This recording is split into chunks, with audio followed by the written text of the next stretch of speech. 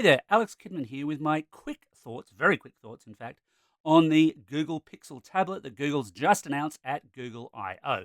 Not that it was a huge secret. So ahead of Google I/O, Google showed off the Pixel tablet to a group of Australian journalists, myself included, and that's the video that you're seeing here. That's why the date is different on that tablet in shot right now. But this was a super limited kind of hands-on experience because the tablets themselves were locked down. Now, in some senses, that doesn't necessarily matter. This is a Tensor G2 based tablet, and we know how those run from the Pixel phones. And of course, this is still just running Android, so it'll be a Pixel phone, but bigger in some respects. But I was able to go hands-on. I was able to physically appreciate them, and here are my early thoughts on where I think they've got it right and where maybe that needs a little bit more work. So obviously, the big star of the show here really isn't the tablet. It's the dock. It's that smart dock with the speakers. It works pretty well. It holds on quite well. The whole idea of saying, right, just slap it on there and it'll keep itself charged while you're at home, yeah, that works well.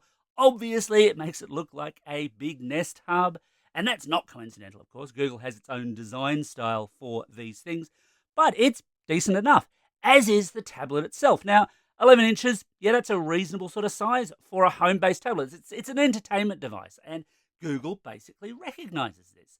That's all a good thing too. The other thing is, of course, Google has said, yeah, look, we're going to work on making Android apps more tablet friendly. This has been a problem for a long, long time. I hope they stick to that. This is stuff early on that I quite like. What's not so good about the Pixel tablet, at least on first examination?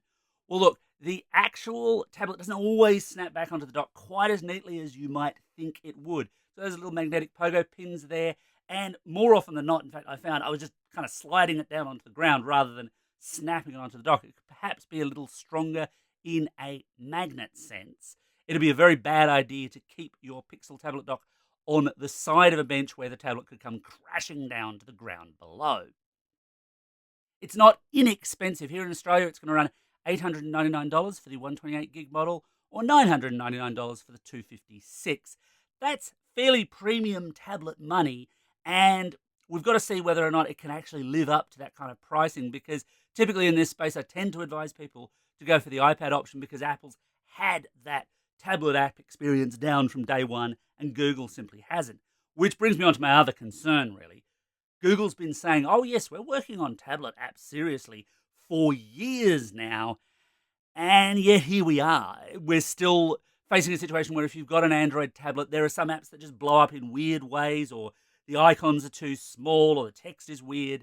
There's not a lot of uniformity in all of this, and I think that is a big problem for Android tablets all up.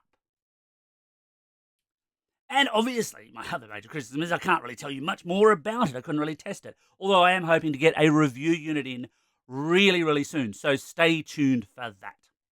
Thanks for watching.